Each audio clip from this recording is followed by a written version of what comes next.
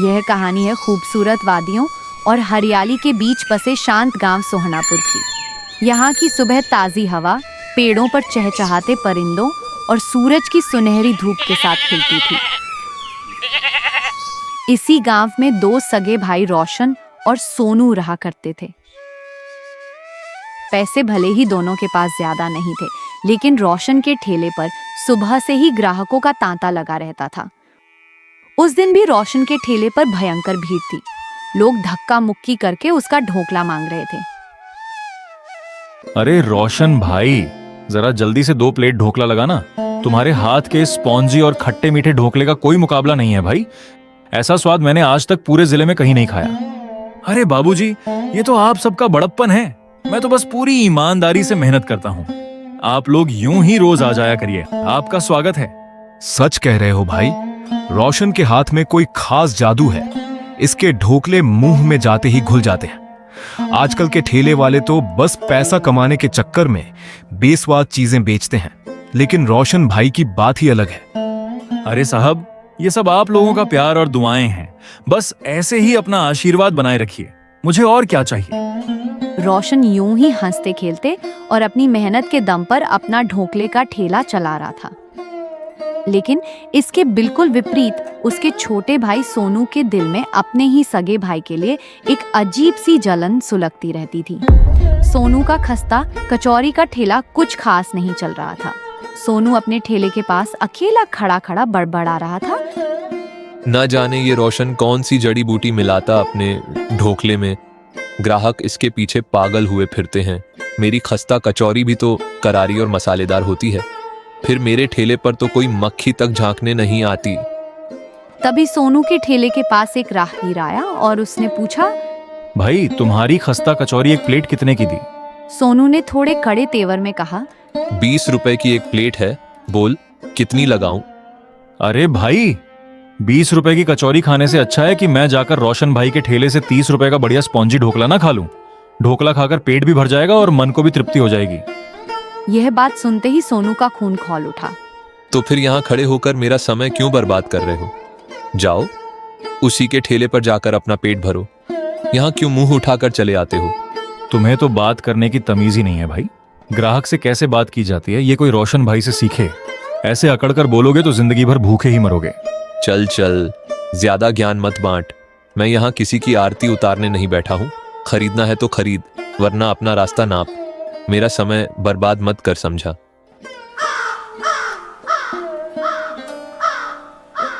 शाम ढलते ही दोनों भाइयों ने अपने अपने ठेले समेटे और घर की तरफ चल दिए। सोहनापुर के उनके छोटे से घर के कमरे में उनके बूढ़े पिता दयाल चारपाई पर बैठे हुए थे। कहो मेरे शेरों, आज का दिन कैसा रहा?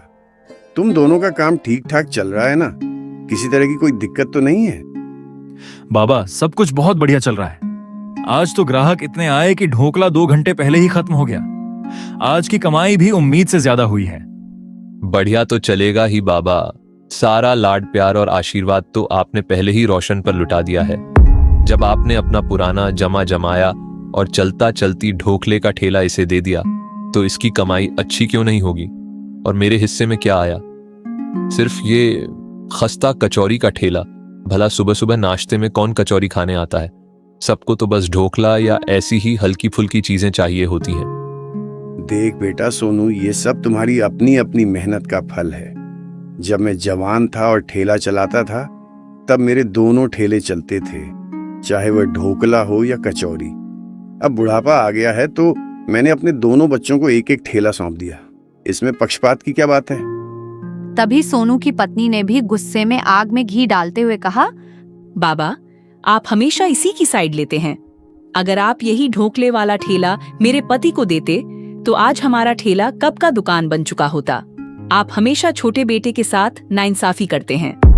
भाभी, आप ऐसी अनर्गल बातें क्यों कर रही हैं? मैं तो अपनी दिन रात की मेहनत से अपना ठेला चला रहा हूँ। इसमें भाई की तुलना करने की क्या जरूरत है? तू चुप रह रोशन। मेरी बीवी बिल्कुल ठीक कह रही है। अगर इतनी ही हिम्मत है तो कुछ दिन तू चलाकर दिखा मेरा कचौरी वाला ठेला। तब तुझे पता चलेगा कि पसीना कैसे बहता है। मैं भी तो देखूं कि तू कचौरी अच्छी बना पाता है। या तुझे सिर्फ पक्के पक्के ग्राहक पहले से ही मिल गए हैं? वैसे भी ढोकला महंगा बिकता है और हमारी कचौरी सस्ती है, इसलिए सारी भीड़ तेरे पास भागती है। ठीक है चोट भाई, अगर तुझे यही लगता है कि सारा खेल ठेले का है तो कल से मैं तेरी खस्ता कचौरी का ठेला लगा लूंगा और तू मेरा ढोकले वाला ठेला संभाल लेना। दूध का दूध और पानी का पानी हो जाएगा।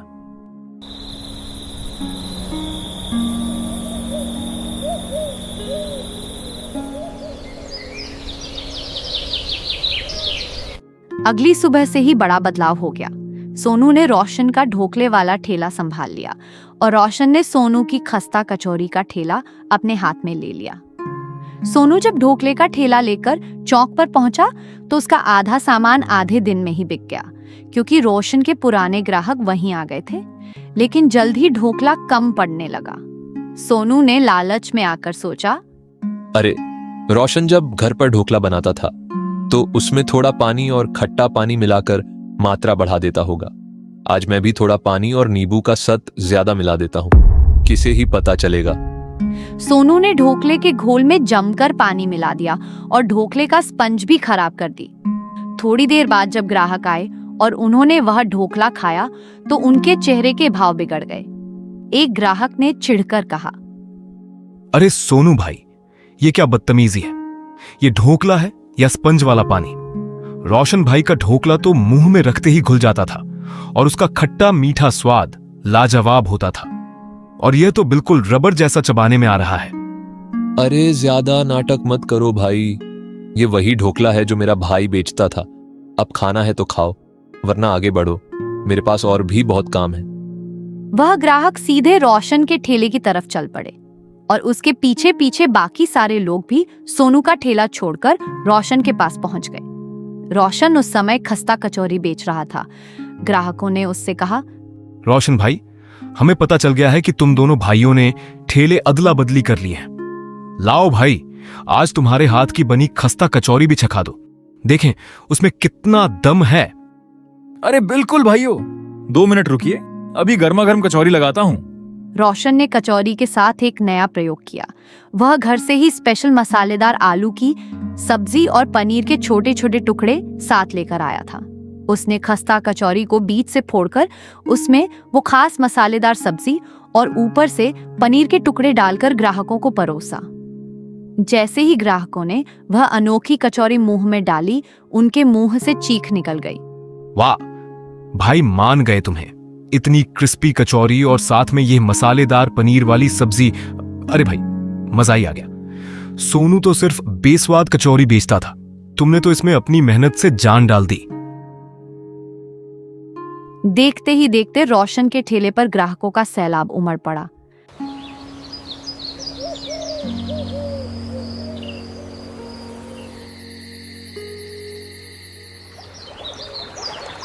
सिर्फ एक हफ्ते के भीतर सोनू का घमंड पूरी तरह टूट चुका था।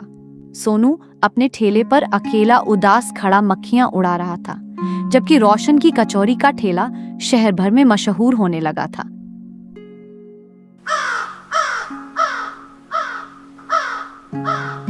शाम को जब ठेला समेटने का वक्त आया तो रोशन ने देखा कि उसका भाई सोनू अपने ठेले पर गुमसुम और मायूस खड़ा है। तो रोशन अपना ठेला छोड़कर अपने छोटे भाई सोनू के पास जाता है और प्यार से बोलता है, क्या बात है भाई, तू आज इतना उदास क्यों खड़ा है? मैंने तो तुझे अपना ढोकले का ठेला भी दे दिया था ताकि तू अपना काम शुरू कर सके और अच्छे से कमाई कर सके, फिर भी तेरे चेहरे पर यह शिकन क्यों है?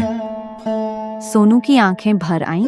उसने भरे गले से कहा, रोशन, सच कहूं तो आज मुझे खुद पर बहुत पछतावा हो रहा है। मैं तो बस अपनी जिद और अहंकार के पीछे भाग रहा था। खुद को तुझसे बेहतर साबित करने की इस अंधी दौड़ में मैं पूरी तरह हार गया। मेरा मकसद सिर्फ यह था कि किसी तरह पिताजी की नजरों में उठ जाऊं, वो भी मेरी पीठ थपथपाएं और मेरी वैसे ही तारीफ करें जैसे हमेशा तेरी करते आए हैं। पर शायद उस तारीफ के काबिल मैं कभी था ही नहीं। मैंने अपनी कमियों पर काम करने के बजाय तेरी सफलता से जलना चुना। तेरा हुनर और तेरा ठेला तक छीन कर देख लिया, यह सोचकर कि शायद जगह बदलने से किस्मत बदल जाएगी, पर वहां भी मैं पूरी तरह नाकामयाब ही रहा। रोशन ने मुस्कुराते हुए सोनू के आंसू पोंछे और बहुत ही प्यार से समझाया। देख भाई, हर इंसान की अपनी एक अलग क्षमता होती है। तू अपनी ऊर्जा दूसरों को गिराने या उनसे आगे निकलने की अंधी दौड़ में क्यों बर्बाद कर रहा है? अगर यही मेहनत तू खुद को सुधारने, अपनी कमियों को दूर करने और अपने हुनर को मांझने में लगाता, तो आज तू मुझसे कहीं आगे होता। दुनिया से मुकाबला करके कभी कोई सुकून नहीं मिलता। असली और सबसे बड़ी जंग तो इंसान की अपनी कमजोरियों से होती है। जिस दिन तू खुद से जीत गया, समझ ले दुनिया की हर मंजिल तेरे कदमों में होगी। दोनों भाई इसके बाद अपना अपना सामान लेकर घर लौट आए। रात को कमरे में बूढ़े दयाल फिर से अपनी चारपाई पर बैठे हुए थे। कहो सोनू, आज कैसी रही ढोकले की बिक्री? काम ठीक चला ना? पिताजी, मुझे अब जाकर पूरी तरह अकल आ गई है और मेरी आंखें खुल गई हैं। यह बात मैं आज मान चुका हूं कि ढोकले का ठेला चलाना हर किसी के बस की बात नहीं है। इसे सिर्फ रोशन, मेरा बड़ा भाई, ही इतने परफेक्शन और लगन से चला सकता है, क्योंकि उसके काम में उसका सच्चा प्यार झलकता है। मैंने बिना सोचे समझे उसकी नकल करने की गलती कर दी, लेकिन अब मुझे समझ आ गया है कि मेरी असली पहचान मेरा अपना काम है। कल से मैं किसी से कोई मुकाबला नहीं करूंगा, बल्कि वापस अपनी खस्ता कचौरी का ठेला ही संभालूंगा और उसमें इतनी जान और मेहनत लगा दूंगा कि देखना, एक दिन लोग दूर दूर से चलकर सिर्फ मेरी कचौरी का स्वाद चखने आएंगे। यह सुनकर दयाल के चेहरे पर एक संतोष भरी मुस्कान आ गई। उन्होंने कहा, मुझे बहुत खुशी है बेटा कि तुझे अपनी गलती का एहसास हो गया। कल से तुम दोनों अपने अपने पुराने ठेले संभाल लेना।